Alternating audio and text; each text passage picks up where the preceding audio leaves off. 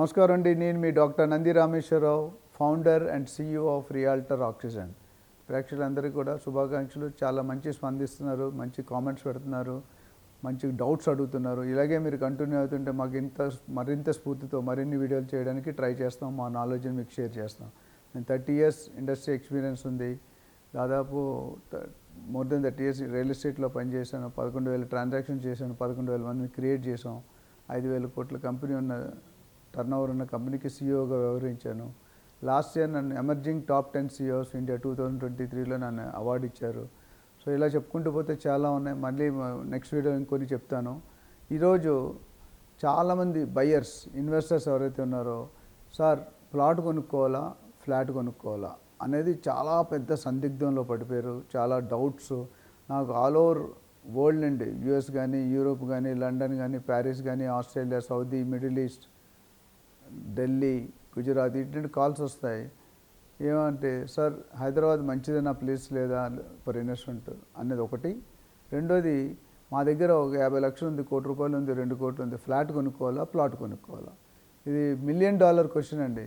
దీనికి సరైన ఇప్పుడు మేనేజ్మెంట్లో MBA స్టూడెంట్స్ పేపర్ రాస్తే అన్ని ఆన్సర్లు కరెక్టే పాస్ అవుతారు, కానీ ఒక ఆన్సర్ టు ఒక ఆన్సర్ టాలీ కాదు. అట్లా ఇక్కడ చెప్పడం చాలా కష్టం. బట్ నాకు తెలిసిన కొద్ది అనుభవంలో ప్లాట్ కొనుక్కుంటే అడ్వాంటేజెస్ ఏంటి, డిసడ్వాంటేజెస్ ఏంటి, ఫ్లాట్ కొనుక్కుంటే అడ్వాంటేజ్ ఏంటి, డిసడ్వాంటేజ్, ఇది మనం ట్రై చేద్దాం నెక్స్ట్ 5-10 minutesలో చర్చించండి.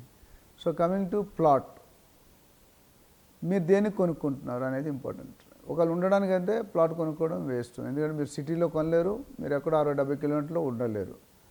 సో ప్లాట్ అనేది ఏంటంటే, నేను అంతకుముందు వీడియోలో ఒకటి చెప్పాను, ఈ 4 ఇన్వెస్ట్మెంట్ టైప్స్లో, 1 capital consumption, 2 trading, 3 ROI, 4 long term.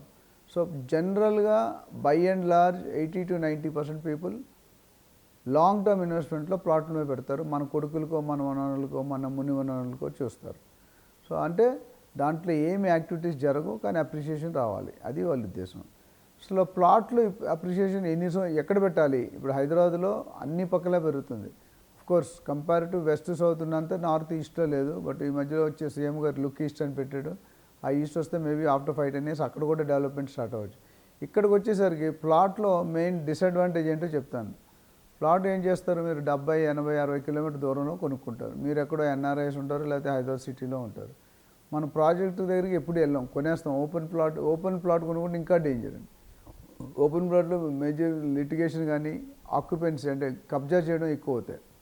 ఆ ప్లాట్ చూడకపోతే ఇంకొకరు ఎవరైనా కబ్జా చేయొచ్చు.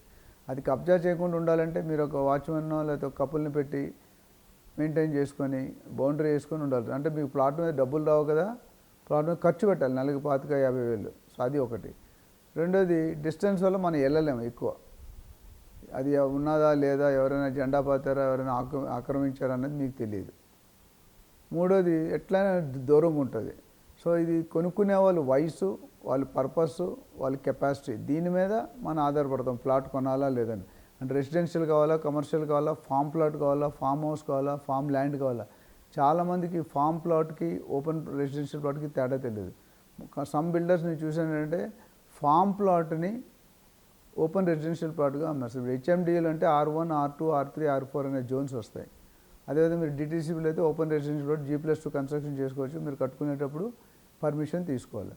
ఫామ్ ప్లాట్కి ఏమవుతుందంటే గుంటాస్లో అమ్మాలి, కానీ గజాల్లో అమ్మేస్తున్నారు. Farm plot should be sold in guntas. గుంట అంటే ఒక గుంట = 121 square yards. అదే ఫామ్ ల్యాండ్ అంటే it should be sold in acres, ½ ఎకరా, ½ ఎకరా. దీనికి రెండింటి కూడా మీకు రైతు బంధు అప్లై అవుతుంది, ఇన్సూరెన్స్ వస్తుంది, గవర్నమెంట్ ఇచ్చే రాయితీలు అన్నీ కూడా వస్తాయి. సో అడ్వాంటేజ్ ఏంటి, మీకు తక్కువ బడ్జెట్ కంపేర్ టు ఫ్లాట్లో చూసుకుంటే తక్కువ బడ్జెట్. మీరు 25 లక్షలు కొనుక్కోవచ్చు, 50 లక్షలు కొనుక్కోవచ్చు, మీకున్న బడ్జెట్ బట్టి కొనుక్కోవచ్చు. లోన్ తీసుకొని కొనుక్కోవచ్చు, లోన్ లేకుండా కొనుక్కోవచ్చు. ఓపెన్ ప్లాట్ కొనుక్కుంటే మీరు ఎస్పెషల్లీ ముంబై హైవే కానీ బెంగళూరు హైవే కానీ చూసుకుంటే ఓపెన్ ప్లాట్ కొనుక్కొని కూడా డబ్బులు వస్తాయి. మీరు ఏమైనా గెస్ట్ చేయగలరా? ఓపెన్ ప్లాట్ డబ్బులు ఎట్లా వస్తాయి? వస్తాయండి. మీరు బెంగళూరు హైవే వెళ్ళండి, లేకపోతే ముంబై హైవే వెళ్ళండి, ఏ ప్లాట్ ఖాళీ ఉండదు రోడ్ సైడ్. ఐదర్ హోటల్ వస్తుంది, లేకపోతే రెస్టారెంట్ వస్తుంది, లేకపోతే కార్ వాషింగ్ వస్తుంది, లేకపోతే బ్యూటీ పార్లర్ వస్తుంది, ఏదో ఒకటి. అంటే ప్లాట్ మీద కూడా మీకు రెంట్ కట్టి తీసుకునే పరిస్థితి ఏర్పడుతుంది. But road side commercial rate కొద్దిగా కాస్ట్లీ ఉంటుంది. ఇప్పుడు జూబ్లీ హిల్స్ నాకు తెలిసి 100 feet రోడ్ మన రాజీవ్ గాంధీ, మన రాజశేఖర రెడ్డి స్టాచ్యూ దగ్గర చూసుకుంటే జూబ్లీస్ ఒక 1000 గజాల ప్లాట్ ఉంటే స్పోర్ట్స్కి కానీ ఇట్లా ఇస్తున్నారు యాక్టివిటీస్కి, లేకపోతే ఫుడ్ జాయింట్స్ కానీ, they are paying 1-2 lakhs rent just for a plot, which is very good income. So చాలామంది తెలియదు, మేము చాలామంది ఇన్వెస్టర్స్ గైడ్ చేసాము మా సర్వీస్లో. 11,000 మంది చేశాను కాబట్టి ఎక్కడ ఇన్వెస్ట్మెంట్ పెడితే ఎక్కడ డబ్బులు వస్తుంది, ప్రతిదాన్ని మనం మనీ టర్న్ ఓవర్ చేయడం గ్రేట్ థింగ్ అక్కడ. సో అదొక ప్లాట్గా కొనుక్కుంటే మీరు ఒక కార్ షోరూమ్కో లేదా కార్ సర్వీస్ సెంటర్ కూడా ఇవ్వచ్చు. అది మెయిన్ రోడ్ సైడ్ ఉన్నా కొద్దిగా లోన్. ఇప్పుడు మారుతి, హుండై ఇవన్నీ చూసుకుంటే సర్వీస్ సెంటర్ కోంపల్లి ఎక్కడొక్కడో దూరంగా ఉంటాయి, ఉప్పల్ దూరం ప్లేసుల్లో ఉంటాయి. అంటే అక్కడ కూడా ఓపెన్ ప్లాట్ డబ్బులు వస్తున్నాయి మనకి. So as a investment advice మా రియల్టర్ ఆక్సిజన్లో ఒక సెల్ సపరేట్గా ఉంది, just for best investment advice. Tips will be given whether it is 25 lakhs, 50 lakhs, 1 crore, 10 crores ఎక్కడ పెట్టాలి, ఏ ఏరియాలో పెట్టాలి, ఎందుకు పెట్టాలి, ఎన్ని టైమ్స్ మల్టీఫోల్డ్ అవుతుంది, రెసిడెన్షియల్ తీసుకోవాలా, కమర్షియల్ తీసుకోవాలా, ఫామ్ తీసుకోవాలా, ఇది చాలా కన్ఫ్యూజన్ ఉంటుంది బయర్స్ మైండ్లో. ఇవన్నిటి కూడా మనం చెప్తాం. సో అది ఒక అడ్వాంటేజ్.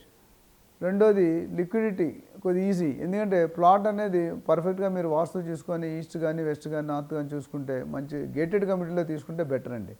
గేటెడ్ కమ్యూనిటీలో ఎప్పుడు కూడా రీసేల్ వాల్యూ ఎక్కువ ఉంటుంది అండ్ జల్దీ తీసుకుంటారు. ఎందుకంటే ఎవరికైనా మనం వెళ్తే ఇప్పుడు ఒక ముంబై హైవే కానీ బెంగళూరు కొన్ని ప్రాజెక్ట్స్ ఉన్నాయి, కంప్లీట్ గ్రీనరీ ఉంటాయి. ఎవరికైనా కావాలంటే నన్ను కాంటాక్ట్ అవ్వచ్చు.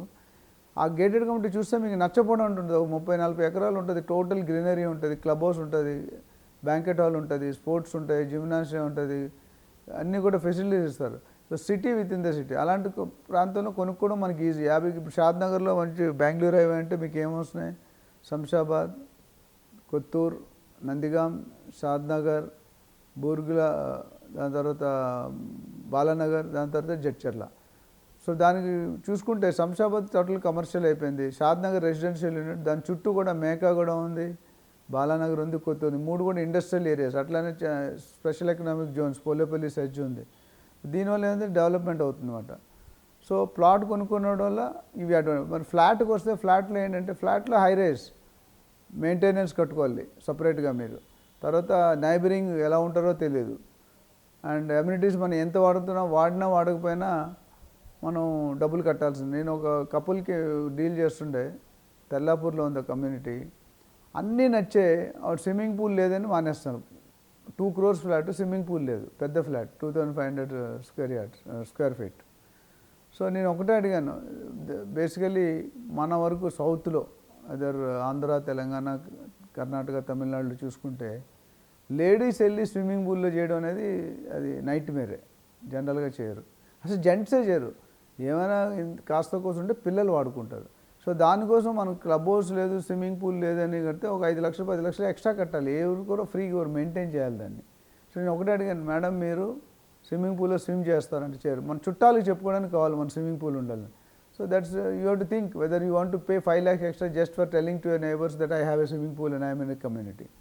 సో అట్లా హై రైజ్లో రేపు ఏదైనా అయినా లిఫ్ట్ పోయినా పవర్ పోయినా అంటే బ్యాకప్ ఉంటాయి. కొన్నాటిలో చిన్న అపార్ట్మెంట్స్ అయితే లిఫ్ట్లు ఉండవు, అంటే బ్యాకప్ ఉండదు, సో ఇబ్బంది అవ్వచ్చు.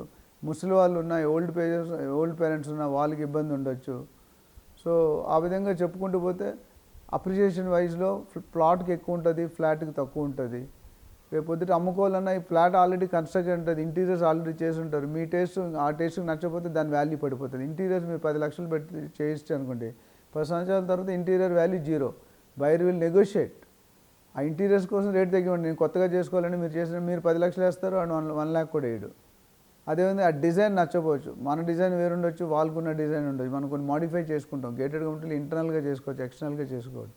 సో ఇలాంటివన్నీ చెప్పుకుంటూ పోతే చాలా ఉన్నాయి. దీని మీద ఇంకా మీకు ఎక్కువ అవగాహన కావాలంటే you can call me on the number being scrolled on the screen, which will help you and you can take an appointment for the advice. Thank you.